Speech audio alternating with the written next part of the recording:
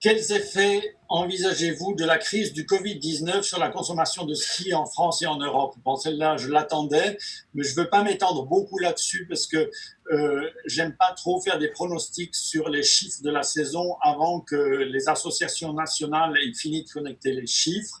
Ce que je peux dire globalement, c'est que la durée résiduelle de la saison dépend des stations. Dans certaines stations, on avait encore 30% de chiffre d'affaires à réaliser quand on a fermé. Dans d'autres stations, on n'avait que 10.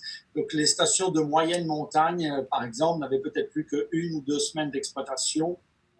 Donc, globalement, vous avez peut-être déjà vu, Domaine skiable de France ont avancé des chiffres sans s'engager trop, en parlant peut-être d'une baisse de 15% au niveau du ski en France. Et je pense qu'on devrait être là en Europe, mais disons, j'aime pas trop donner des chiffres avant que les associations nationales aient fait leur travail de collecte des données au niveau local. Euh, En cas de poursuite de la pandémie, quels sont mes scénarios pour la prochaine saison de ski? Alors là, franchement, je n'ai pas fait de scénario, mais tout le monde se demande combien de temps ça va durer. Je laisse les spécialistes faire leurs pronostics là-dessus. Je n'ai pas de compétences au niveau médical pour le prévoir, et même ceux qui ont des compétences médicales nous servent toutes sortes de scénarios.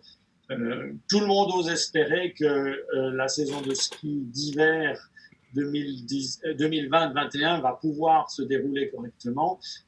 On a maintenant des stations de l'hémisphère sud qui se posent la question pour la saison, pour nous, l'été 2020. Est-ce qu'ils pourront commencer à temps? La question est posée, mais je n'ai pas non plus de réponse à ce niveau-là. Au niveau économique, la fin de la saison n'est pas toujours très rentable pour une partie des stations. Donc, une partie des stations ne vont peut-être pas perdre beaucoup malgré l'arrêt brutal.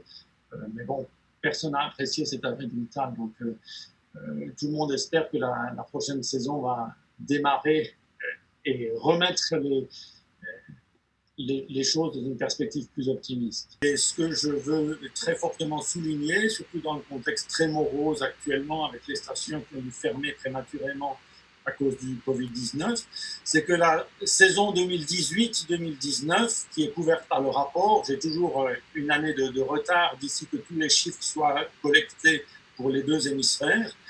Donc la saison 2018-2019, elle est la meilleure saison du millénaire en termes de fréquentation de domaines skiables. Il faut revenir à 10 ans en arrière pour trouver une deuxième saison, donc en 2008-2009, et puis la troisième était en 2005-2006. On voit aussi au niveau de la France une certaine stabilité. Alors c'est sûr que si en 2018-19 on n'est pas dans les meilleures saisons, on voit quand même que depuis 2 ans, l'industrie a repris un peu du poil de la bête, même si on est dans une petite tendance déclinante. Alors, finalement, ce graphique a deux messages. D'un côté, vis-à-vis des médias grand public, de dire mais l'industrie du ski n'est pas complètement morte, le ski n'est pas complètement fini, au contraire, on ne se porte pas si mal. Et un autre message peut-être vis-à-vis des stations de ski, c'est quand même de dire attention, la tendance va pour l'instant pas beaucoup vers le haut. On s'est récupéré un peu sur les 2 dernières années, mais si vous voyez la ligne bleue qui est la moyenne quinquennale, pour l'instant on est quand même encore sur une tendance légèrement descendante. Et donc attention, les stations de ski doivent continuer de faire des efforts pour attirer leurs clients, pour renouveler leur clientèle.